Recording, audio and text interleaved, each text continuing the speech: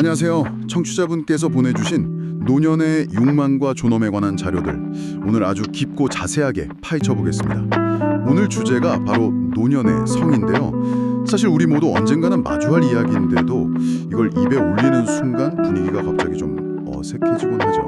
왜 그럴까요? 우리 몸은 나이가 들어도 여전히 무언가를 원하는데 사회는 마치 그러면 안 된다는 듯이 눈치를 주잖아요. 맞아요. 바로 그 지점이 오늘 우리가 탐사할 미스터리의 시작점이에요.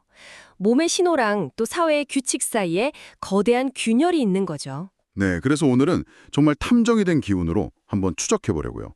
이 어색함, 이 부끄러움, 이 사회적인 금기, 대체 어디서부터 시작된 걸까요? 청취자께서 보내주신 자료들을 단서 삼아서 우리 몸이 말하는 생물학적 진실부터 시작해 볼게요. 그리고 이 문제를 둘러싼 철학자들의 치열한 논쟁, 또 사회가 우리에게 씌워놓은 보이지 않는 규범까지 그 근원을 하나씩 파헤쳐 보겠습니다. 아주 좋은 접근법이에요. 이 주제가 여러 겹의 실이 복잡하게 얽힌 매듭 같거든요. 생물학, 철학, 사회학이라는 각기 다른 도구를 사용해서 그 매듭을 한 겹씩 풀어보는 거죠. 아마 분석이 끝날 때쯤이면 우리가 당연하게 여겼던 많은 생각들이 사실은 어쩌면 만들어진 편견이었다는 걸 깨닫게 될지도 모릅니다. 좋습니다. 그럼 첫 번째 단서부터 확인해 보죠. 가장 기본적인 질문이에요. 나이가 들면 성욕은 자연스럽게 사라진다. 정말 많은 분들이 이렇게 믿고 있는데 이게 과학적으로도 사실일까요? 우리 몸은 뭐라고 증언하고 있을까요? 그게 바로 가장 큰 오해의 출발점이에요. 보내주신 의학 자료에 아주 명쾌한 문장이 나오죠. 노화는 성의 소멸이 아니라 성의 양상 변화다. 이걸 두 가지 관점에서 아주 쉽게 설명해 드릴게요. 첫 번째는 호르몬입니다. 남성 호르몬, 여성 호르몬 이런 거요. 나이 들면 뚝 떨어진다고들 하잖아요. 그렇죠. 남성의 경우 테스토스테론 수치가 나이가 들면서 점차 감소하는 건 사실이에요. 그런데 여기서 핵심은 수치가 0이 되지는 않는다는 거예요. 그러니까 욕망의 강도는 젊을 때보다 약해질 수 있지만 욕망 자체가 증발해버리는 게 아니라는 거죠. 비유하자면 라디오 볼륨이 좀 줄어드는 거지 라디오 전원을 아예 꺼버리는 건 아니라는 말씀이시군요. 여성의 경우는 어떤가요? 왠지 더 복잡할 것 같은데요. 여성의 경우는 훨씬 더 흥미로워요. 흔히 폐경이 되면 모든 게 끝난다고 생각하지만 그렇지 않아요. 여성 호르몬은 줄어들지만 성욕이나 친밀감과 관련된 남성 호르몬 계열인 안드로게닌, 난소와 부신에서 계속 분비되거든요. 그래서 자료들을 보면 노년기 여성의 성욕은 호르몬 변화보다 오히려 배우자와의 관계나 심리적 안정감 같은 그런 환경적 요인에 훨씬 더 큰 영향을 받는다고 나와요. 그렇군요. 결국 남녀 모두에게 욕망의 불씨는 계속 남아있다는 거네요. 맞아요. 그래서 자료에 정말 강력한 결론이 나오죠. 노년의 무성성은 의학적 정상이 아니라 사회적 기대다. 와, 사회가 노인은 성욕이 없을 것이다, 없어야만 한다고 기대하니까 스스로 그런 척하거나 정말 그렇게 믿어버리게 된다는 거예요. 사회적 기대라니 소름 돋는 말이네요. 내 몸이 아니라 사회의 시선이 내 몸의 상태를 규정해버린다는 거잖아요. 신경과학 쪽에서는 뭐라고 하나요? 뇌는 어떻게 반응하죠? 신경과학적 관점은 이 사실을 더 명확하게 해줘요. 우리는 성욕을 보통 생식기관의 붕괴로 생각하기 쉬운데 사실 진짜 컨트롤 타워는 뇌거든요. 감정과 기억을 다루는 변연계, 기분 좋다 하고 느끼게 하는 도파민 보상회로, 그리고 스킨십을 통해 애착을 만드는 옥시토신 시스템. 이 세 가지가 우리 뇌 속의 용명 엔진인 셈이죠. 자료의 비유가 아주 기가 막혀요. 몸이라는 자동차는 낡아갈 수 있지만 그렇다고 뇌라는 엔진이 갑자기 꺼지지는 않는다. 엔진은 계속 돌아가고 있다. 알겠습니다. 그럼 첫 번째 수선은 이걸로 종결하죠. 생물학적 증거는 명백해요. 노년의 성욕은 지극히 자연스러운 현상이다. 그런데 여기서 미스터리가 더 깊어지는 거예요. 몸은 예스라고 외치는데 왜 우리의 마음과 사회는 노라고 답하는 걸까요? 이 내면의 갈등을 철학자들은 어떻게 설명했을까요? 바로 그 지점에서 쇼펜하우어라는 철학자가 등장해요. 그는 아주 근본적인 통찰을 던져주는데요. 세상의 본질을 의지, 윌레라고 봤어요. 여기서 말하는 의지는 오늘 저녁은 뭘 먹어야지 하는 그런 개인적인 의지가 아니에요. 그보다 훨씬 더 거대하고 맹목적인, 어떻게든 생명을 이어가고 종족을 보존하려는 자연의 거대한 프로그램 같은 거죠. 일종의 생존 본능 혹은 생명력 그 자체를 말하는 거군요. 정확해요. 그리고 쇼펜하우어에게 성적 욕망은 단순한 쾌락이 아니라 이 맹목적인 생명의 의지가 가장 직접적으로, 가장 강력하게 드러나는 현상이었어요. 자, 이 관점을 노년의 성에 적용해 보면 아주 놀라운 해석이 가능해져요. 나이가 들면 몸의 기능은 쇠퇴하죠. 하지만 우리 안에 깔린 이 생명의 프로그램, 의지는 그렇게 쉽게 삭제되지 않아요. 적으로는 주책이다, 망측하다라고 손가락질 받는 그 현상이 철학적으로 보면 내 안의 생명력이 아직 꺼지지 않았다는 가장 강력한 증거라는 건가요? 실패의 증거가 아니라 생명의 증거라고요. 바로 그거예요. 관점이 180도 바뀌는 거죠. 비정상적인 퇴행이 아니라 살아있음의 외침인 셈이에요. 이건 정말 충격적인데요. 그런데 이 관점 좀 비관적으로 들리기도 해요. 그럼 우리는 평생 이 맹목적인 의지의 꼭두각시로 살아야 한다는 건가요? 쇼펜하우어가 말하는 도덕적인 삶이란 건 그냥 이 욕망을 억누르고 체념하는 건가요? 그건 너무 슬프잖아요. 아주 중요한 질문이에요. 쇼펜하우어의 해법은 무작정 억압하는 게 아니에요. 그는 거리두기를 말해요. 내 안에서 끓어오르는 이 강력한 의지를 인정하되 그것이 나의 전부는 아니다 라고 선을 긋는 거죠. 의지와 나 자신을 동일시하지 않고 한 걸음 떨어져서 지켜보는 지혜. 그게 그가 말한 해탈에 가까운 경지예요. 브레이크를 밟고 욕망의 폭주를 멈추는 느낌이네요. 알겠습니다. 그런데 자료를 보면 쇼펜하우어와는 전혀 다른 해법을 제시한 철학자도 있더라고요. 니체 말이에요. 의지는 사라지지 않는다. 형태를 바꿀 뿐이다. 이 말은 무슨 뜻인가요? 니체의 관점은 전환과 승화에 초점이 맞춰져 있어요. 쇼펜하우어가 그 맹목적인 힘에서 벗어나려고 했다면 니체는 오히려 그 힘을 긍정하고 이 에너지를 다른 멋진 곳에 써보자라고 제안하는 거죠. 노년기에는 젊은 시절처럼 육체적이고 감각적인 힘은 줄어들 수 있어요. 하지만 그 에너지가 그냥 사라지는 게 아니에요. 다른 형태로 바뀐다는 건가요? 예를 들면 어떤 거죠? 네. 그 에너지가 지혜를 탐구하거나 창조적인 활동을 하거나 더 깊은 인간관계를 맺거나 삶의 의미를 돌아보는 쪽으로 그 방향을 트는 거예요. 에너지가 고갈되는 게 아니라 에너지의 물줄기가 다른 곳으로 흐르는 거죠. 그래서 니체에게 노년의 성은 쇠퇴가 아니라 에너지의 재배치 과정인 셈이에요. 와, 이거는 훨씬 더 희망적인데요. 잃어버리는 게 아니라 다른 것을 얻는 과정이라는 거잖아요. 그럼 니체에게 도덕이란 사회가 정해준 규칙을 따르는 게 아니겠네요? 전혀 아니죠. 니체에게 도덕이란 자기 삶의 에너지를 어떤 형태로 만들고 표현할지 스스로 결정하는 능력이에요. 외부의 규칙에 복종하는 게 아니라 내 삶의 주인이 되어서 나는 내 에너지를 여기에 쓰겠다고 선언하는 힘, 그게 바로 니체적인 도덕이죠. 알겠습니다. 철학자들의 논쟁을 들어보니 이 문제는 결국 내 안의 욕망과 어떻게 관계를 맺을 것인가에 대한 질문으로 이어지네요. 자, 그럼 이제 시선을 밖으로 돌려보죠.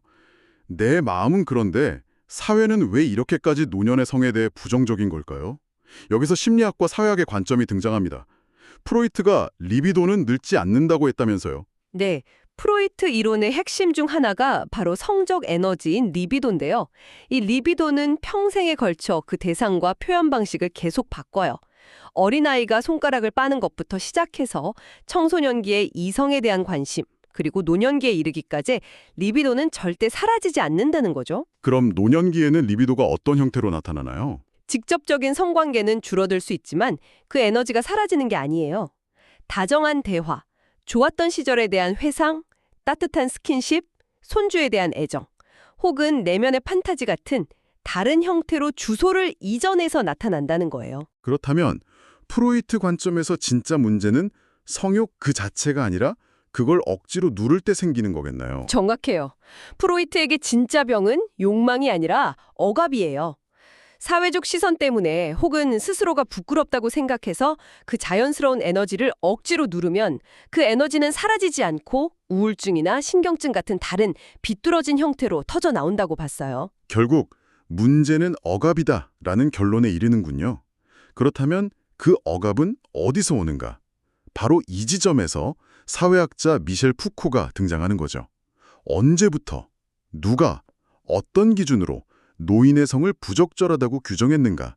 이 질문은 정말 날카로운데요. 푸코의 통찰을 이해하려면 담론이라는 개념을 알아야 하는데 제가 이걸 아주 쉬운 비유로 설명해 드릴게요. 우리는 흔히 과거 사회가 성에 대해 침묵하고 억압했다고 생각하잖아요.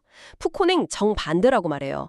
사회는 성에 대해 침묵한 적이 없고 오히려 끊임없이 떠들어댔다는 거예요. 떠들어댔다고요? 금기시한 게 아니고요? 네, 마치 거대한 보이지 않는 규칙책을 만든 것과 같아요.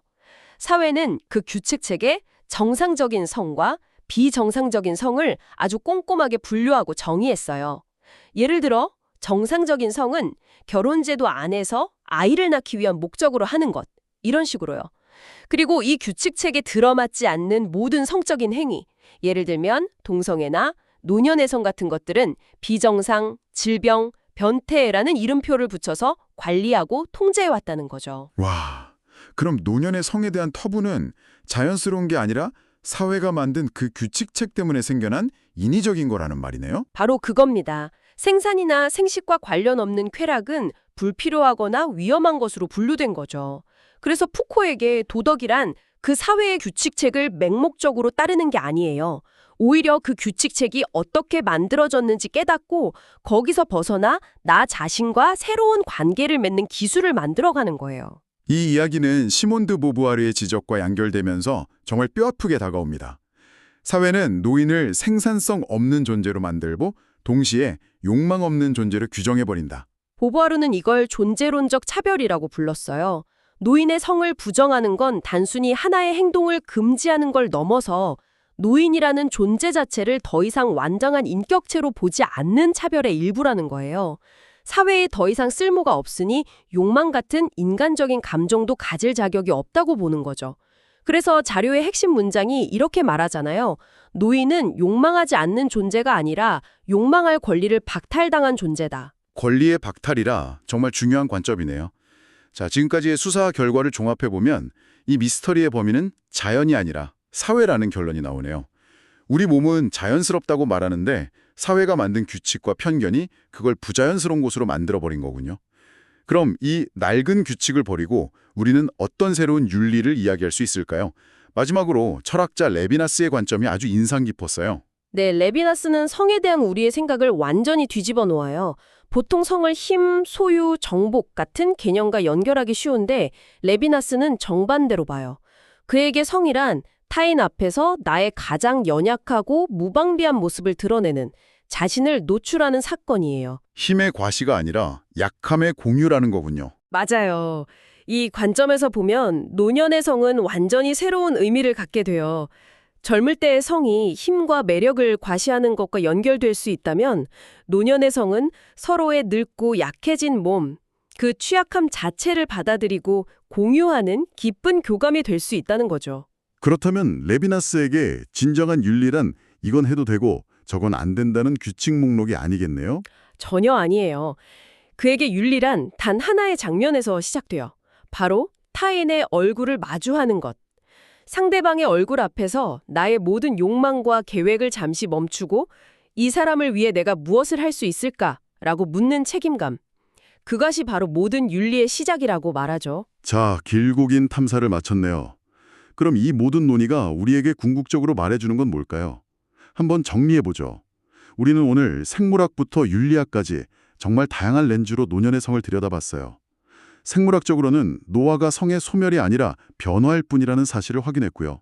철학적으로는 그것이 살아있음의 증거. 쇼펜하우어가 그랬죠.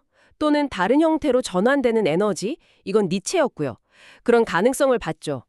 심리학적으로는 억압이 문제이지 욕망 자체는 문제가 아니라고 했고, 사회학적으로는 자연스러운 현상이 아니라 사회가 만든 규칙책의 문제라고 분석했어요. 그리고 마지막으로 윤리학적으로는 규칙의 문제가 아니라 타인의 연약함을 끌어안는 관계와 책임의 문제로 재정의했고요. 그래서 자료는 최종적으로 이렇게 결론을 내립니다. 노인의 성은 사라진 본성도 타락한 용명도 아니다.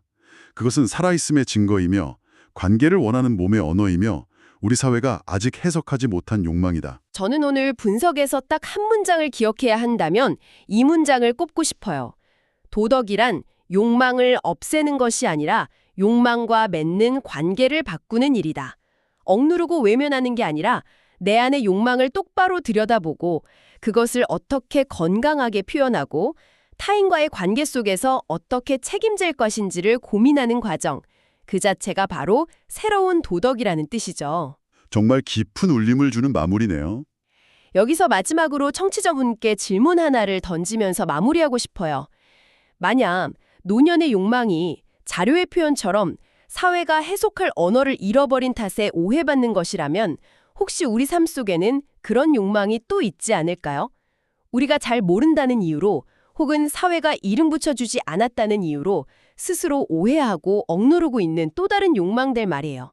어쩌면 지금 우리에게 필요한 것은 더 많은 금지의 규칙이 아니라 우리가 미처 이해하지 못했던 서로의 마음을 섬세하게 읽어낼 수 있는 새로운 관계의 언어일지도 모릅니다.